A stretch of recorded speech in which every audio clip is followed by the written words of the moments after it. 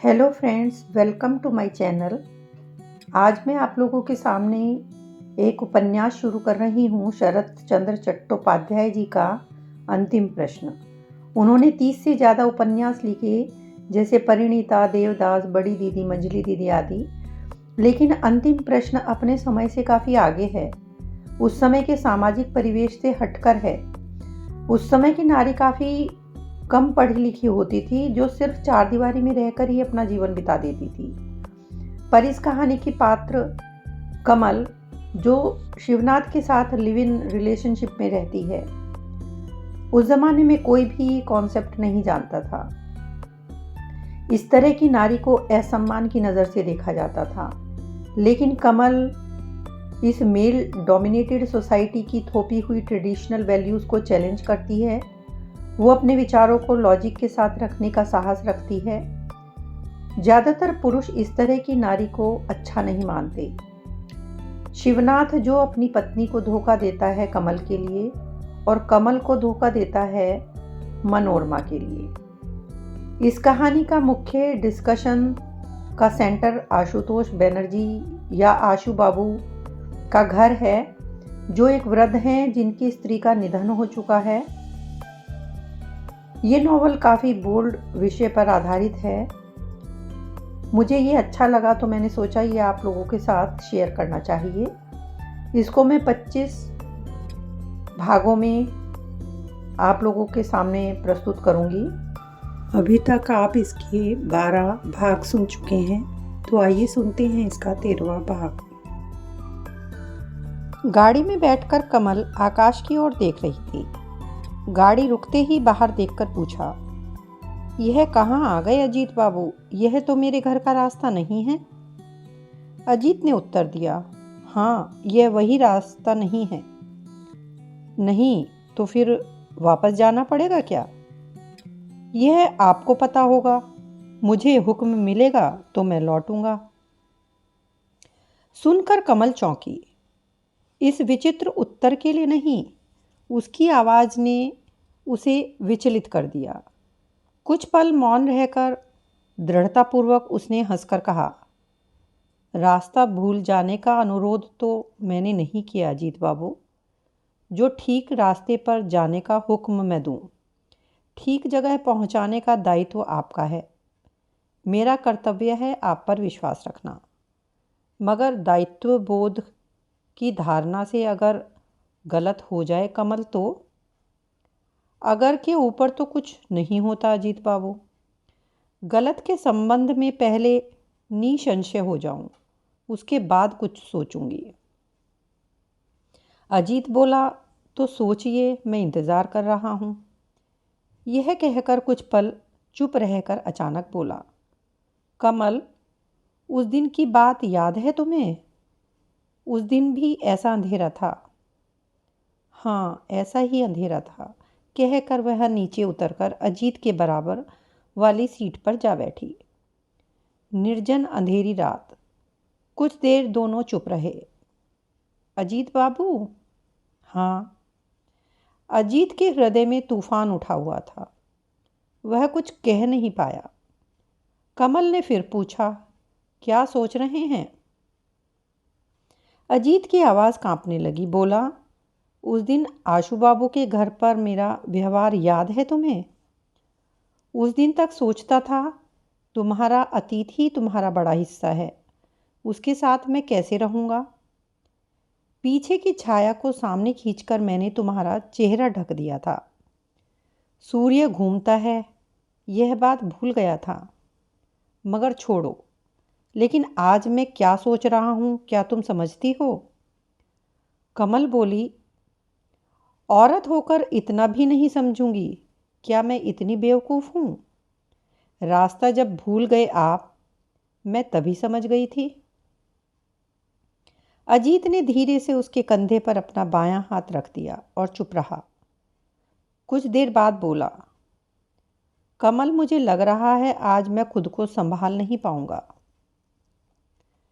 कमल हिली नहीं। उसके व्यवहार में विस्मय का अंश भी नहीं था। सहज शांत स्वर में बोली, इसमें आश्चर्य की कोई बात नहीं है अजीत बाबू, ऐसा ही होता है। मगर आप सिर्फ पुरुष नहीं, न्यायनिक भद्र पुरुष हैं। इसके बाद मुझे कंधों पर से कैसे उतारेंगे? इतना छोटा काम आप कर नहीं पाएंगे। अजीत गंभीर स्वर में बोला, वह करना ही होगा। ऐसी आशंका तुम क्यों कर रही हो कमल? कमल हंसी बोली, इस शंका के लिए मुझे खुद के लिए नहीं है अजीत बाबू, आपके लिए शंका है। अगर कर सकते तो डरने की बात नहीं थी, नहीं कर सकते अब इसी की चिंता है। सिर्फ एक रात की भूल के बदले इतनी बड़ी सज़ा आपको देना नहीं चाहती। चलिए लौट जाते हैं। यह बातें अजीत के कानों तक तो गईं, मगर अंतर तक न पहुंची। पल भर में उसकी नसों में खून पागल हो उठा। उसे अपनी छाती पर खींचकर उन्मत्त होकर बोला, क्या तुम मुझ पर विश्वास नहीं कर सकती हो कमल? पल भर में ही कमल की सांसें फूलने लगी। बोली, कर सकती हूँ। तो क्यों लौटाना चाहती हो? चलो हम चले जाते हैं। चलिए। गाड़ी स्टार्ट करके अचानक अजीत रुककर बोला, घर से क्या तुम्हें कुछ नहीं लेना? नहीं, मगर आपको? अजीत को सोचना पड़ा। पॉकेट में हाथ डालकर कहा, रुपये पैसे कुछ भी साथ नहीं है, ज़रूरत तो पड़ेगी। कमल बोली, गाड़ी बेचकर रुपए मिल जाएंगे। अजीत चौंक कर बोला, गाड़ी बेचूं? मगर यह गाड़ी मेरी नहीं है, आशु बाबू की है। कमल बोली, तो क्या हुआ? आशु बाबू शर्म और घृणा से गाड़ी का नाम भी जबान पर नहीं लाएंगे। कोई चिंता नहीं है, चलिए। सुनकर अजीत स्तब्ध रह गया। उसका बायां हाथ कमल के कंधे पर से फिसलकर नीचे गिर गया। काफ़ी देर चुप रहकर बोला, तुम क्या मेरा मजाक उड़ा रही हो? नहीं, सच कह रही हूँ। सच कह रही हो और सचमुच सोच रही हो कि किसी और की चीज़ मैं चुरा सकता हूँ? यह काम तुम खुद कर सकती हो क्या? कमल बोली, मेरे कर सकने या ना कर सकने पर अगर आप निर्भर होते अजीत बाबू, तो इसका जवाब देती। किसी और की चीज़ खाने का साहस आप में नहीं है। चलिए, गाड़ी घुमाकर मुझे घर पर छोड़ दीजिए। लौटते समय अजीत ने पूछा, पराई चीज़ खा लेने को क्या तुम बहुत बड़ी बात समझती हो? कमल बोली, बड़ी छोटी की बात नहीं कर रही हूँ, बस आप में वह साहस नहीं है, इतना कहा मैंने। नहीं है मुझ में वो साहस, और इसके लिए शर्मिंदा भी नहीं हूँ। यह कहकर अजीत थोड़ा रुककर बोला, अगर होता तो शर्मिंदा होता, और मेरा विश्वास है कि समस्त भद्र व्यक्ति मेरी बात से सहमत होंगे। कमल बोली, सहमत होना सहज है, इससे वाही वाही मिलती है, सिर्फ वाही वाही, इससे ज़्यादा कुछ नहीं। शिक्षित भद्र मन नामक कभी कुछ देखा भी नहीं है तुमने। अगर देखा भी है तो वह चर्चा किसी और दिन होगी, आज नहीं। यह कहकर एक पल मौन रहकर बोली, कोई और होता तो आपके तर्क के उत्तर में विद्रूप करके कहता, कमल को अपनाने में तो भद्र मन ने संकोच नहीं किया। मगर मैं ऐसा नहीं कह सकती, क्योंकि कमल किसी की संपत्ति नहीं है, वह सिर्फ अपनी है और किसी की नहीं, और कभी किसी की हो भी नहीं सकती क्या? यह तो भविष्य की बात है अजीत बाबू, आज इसका उत्तर कैसे दूं? शायद अभी इसका उत्तर दे भी नहीं पाओगी। लगता है इसीलिए शिवनाथ की निर्ममता से तुम्हें कोई फर्क नहीं पड़ा, इतनी सहजता से तुमने सब कुछ झाड़ दिया है। यह कहकर उसने लंबी सांस छोड़ी। गाड़ी की लाइट के प्रकाश में कई बैलगाड़ी दिखाई दी। शायद पास ही कोई गांव है। किसान गाड़ियां रास्ते पर छोड़ बैल लेकर घर चले गए हैं। अजीत सावधानी पूर्वक यह जगह पार करके बोला, कमल, तुम्हें समझ पाना बहुत कठिन है। कमल हंसकर बोली, कठिन कहाँ है? ठीक तो समझा था कि रास्ता भूल जाने पर मुझे भी भटकाया जा सकता है। शायद मैंने गलत समझा। कमल फिर हंसकर बोली, रास्ता भूलना गलत, मुझे भटकाने की कोशिश कर गलत, फिर खुद ही गलत। इतनी गलतियां कब ठीक होंगी अजीत बाबू? खुद को श्रद्धा करना सीखिए। इस तरह खुद को खुद की नज़रों में छोटा मत कीजिए। मगर अपनी गलती न मानना ही क्या खुद को श्रद्धा करना होता है कमल? नहीं, ऐसा नहीं होता। मगर न मानने की भी रीति नीति होती है। संसार सिर्फ आप अकेले के लिए नहीं है। ऐसा होता तो सब लोग समाप्त ही हो जाते। यहाँ और 10 लोग रहते हैं, उनकी भी इच्छा अनिच्छा है। उनके काम की धारा भी शरीर पर आकर लगती है। इसीलिए अंतिम फल अगर अपने मन मुताबिक ना भी हो, उसे गलत समझकर धिक्कार देते रहने से खुद का ही अपमान होता है। अपने प्रति इससे ज़्यादा बड़ी अश्रद्धा और क्या होगी बताइए? कुछ पल चुप रहकर अजीत बोला, मगर जहाँ सच की गलती होती है, शिवनाथ के लिए क्या तुम्हें कोई फर्क नहीं पड़ता कमल? क्या तुम मुझे यही विश्वास करने को कहती हो? कमल ने इस प्रश्न का उत्तर ठीक से नहीं दिया। बोली, विश्वास करें या ना करें आपका मामला है, मगर मैंने उनकी कोई शिकायत कभी किसी से नहीं की। शिकायत करने वाली इंसान तुम नहीं हो, मगर गलती हो जाने पर क्या कभी खुद को नहीं धिक्कारा? नहीं। तो मैं यही कह सकता हूँ कि तुम विचित्र हो, तुम आम महिला नहीं हो। इस बात का कोई उत्तर कमल ने नहीं दिया, चुप ही रही। लगभग 10 मिनट बाद अचानक अजीत ने प्रश्न किया। बोला, कमल, ऐसी गलती अगर मैं कल फिर कर दूं तो क्या तुम मिलोगी? मगर अगर का उत्तर अगर से ही होता है अजीत बाबू। अनिश्चित प्रस्ताव का निश्चित परिणाम उम्मीद नहीं करनी चाहिए। अर्थात मेरा यह मोह कल तक नहीं टिकेगा, तुम्हें यही विश्वास है? असंभव नहीं है, मुझे ऐसा लगता है। अजीत मन ही मन आहत होकर बोला, मैं और कुछ भी हूँ, शिवनाथ नहीं हूँ। कमल ने उत्तर दिया, यह मैं जानती हूँ अजीत बाबू, और शायद आपसे ज़्यादा जानती हूँ। अजीत बोला, अगर जानती हो तो ऐसा कभी नहीं मानती कि आज मैं तुम्हें झूठ के सहारे ले जा रहा था। इसमें सत्य नहीं था। कमल बोली, झूठ की बात नहीं हुई थी अजीत बाबू, मोह की बात हुई थी। यह दोनों एक ही बात है, और मोह के वश में आकर किसी को बुलावे में ले जा रहे थे तो वह खुद को ही। मुझे धोखा देना नहीं चाहा, यह मैं जानती हूँ, मगर अंत तक वंचित तो तुम ही होती कमल। रात का मेरा मोह दिन के प्रकाश में समाप्त हो जाएगा, यह समझकर भी तो तुम्हें जाने के लिए मना नहीं किया। यह क्या कोरा मजाक था? कमल हंसी बोली, जांच कर क्यों नहीं देखा? रास्ता खुला था, एक बार भी तो मना नहीं किया। अजीत लंबी सांस छोड़कर बोला, अगर मना नहीं किया तो यही कहूँगा कि तुम्हें समझ पाना वास्तव में बहुत कठिन है। एक बात कहता हूँ कमल, नारी का प्रेम जैसे हृदय को ढक देता है, उसके रूप का मोह बुद्धि को अचेतन कर देता है। करे,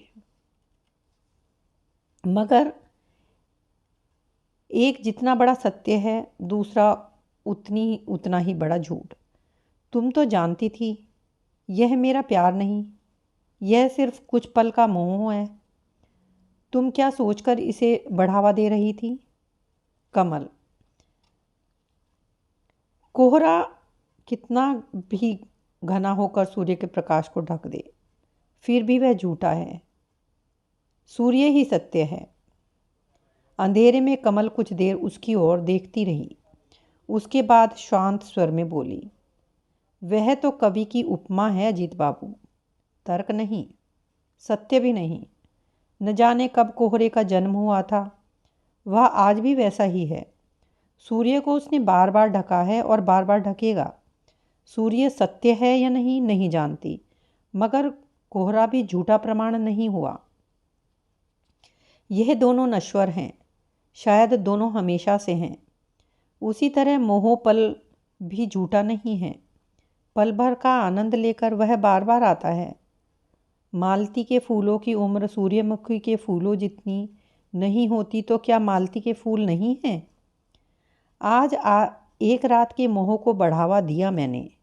यह अगर आपका अभियोग है अजीत बाबू, तो क्या आयु की दीर्घता ही जीवन का इतना बड़ा सत्य है? यह बातें अजीत को समझ नहीं आ रही।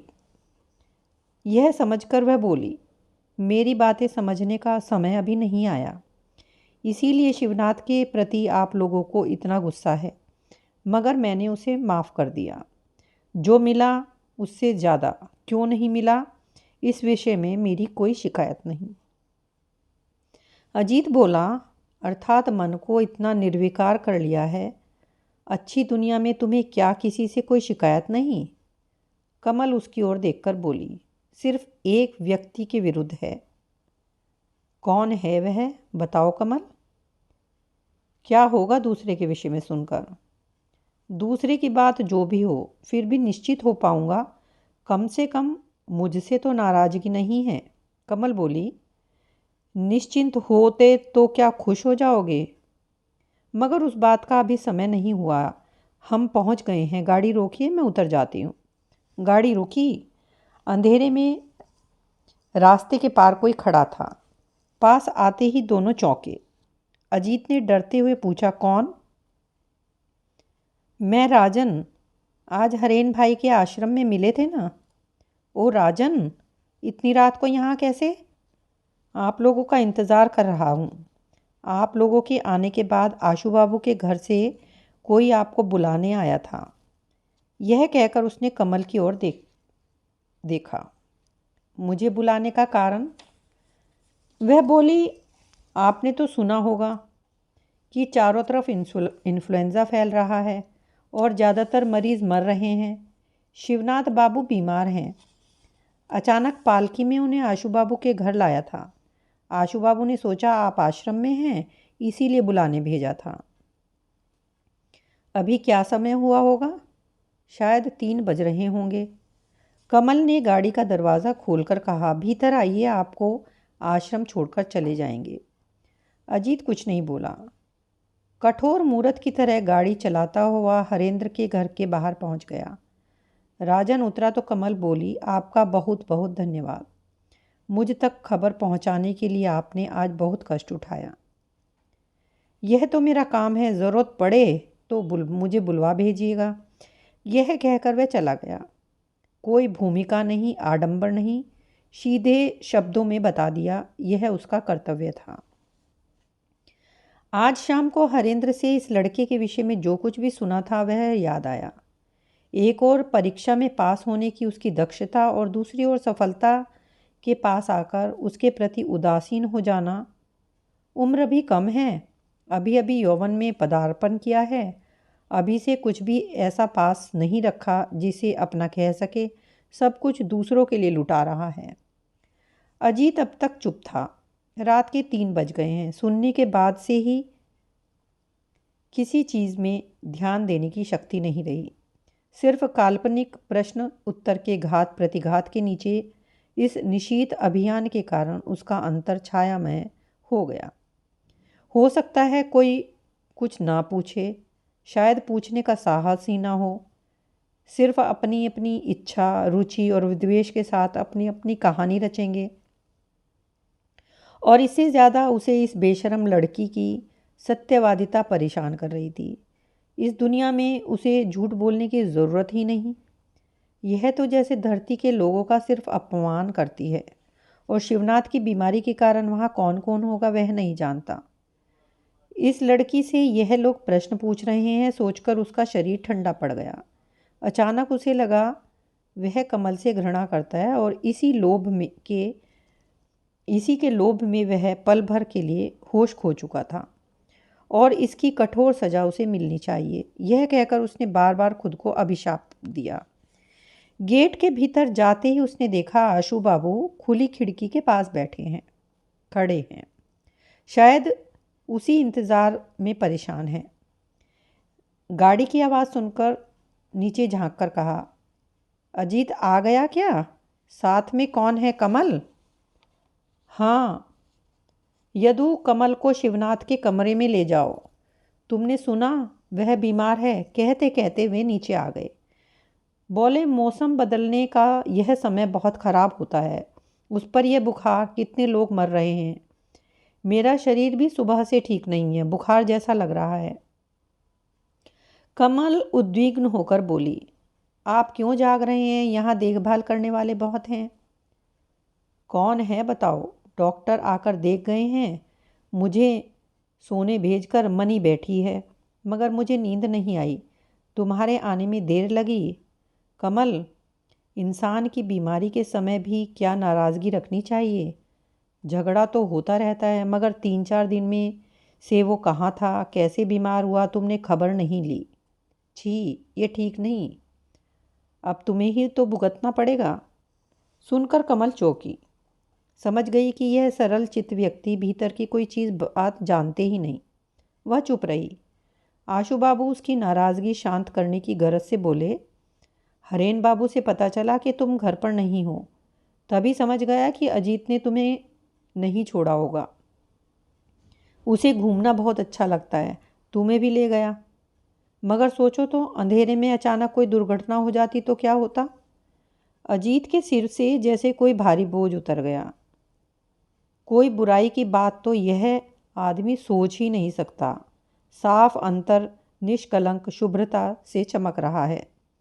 स्नेह और श्रद्धा के कारण मन ही मन उनको नमस्कार किया, मगर कमल ने उनकी सारी बातें नहीं सुनी, शायद ज़रूरत नहीं महसूस की। उसने पूछा, वे अस्पताल न जाकर यहाँ क्यों आए? आशु बाबू चकित होकर बोले, अस्पताल? तो तुम्हारा गुस्सा अभी कम नहीं हुआ? गुस्से के कारण नहीं कह रही आशु बाबू, जो संगत है वही कह रही हूँ। वह स्वाभाविक नहीं, संगत तो बिल्कुल भी नहीं। हाँ, यह मानता हूँ, यहाँ न आकर तुम्हारे पास भेजना मणि का कर्तव्य था। कमल बोली, नहीं, वह ठीक नहीं होता। मणि जानती है कि इलाज नहीं करवा सकती मैं। यह सुनकर आशु बाबू एक और बात याद आ जाने के कारण लज्जित हो गए। कमल कहने लगी, सिर्फ मनोरमा ही नहीं, शिवनाथ बाबू खुद भी जानते हैं कि सिर्फ सेवा से बीमारी ठीक नहीं होती, दवा की भी ज़रूरत पड़ती है। शायद यह अच्छा ही हुआ कि यह खबर मुझ तक न पहुंचकर मणि तक पहुंची। उनकी उम्र लंबी दिखती है।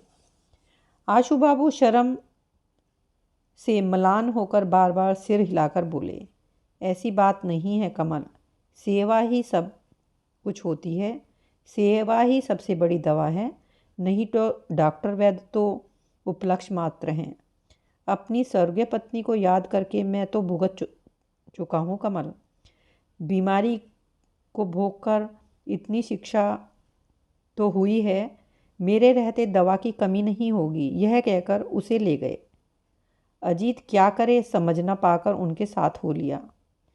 बीमार के कमरे में सबने धीरे से प्रवेश किया।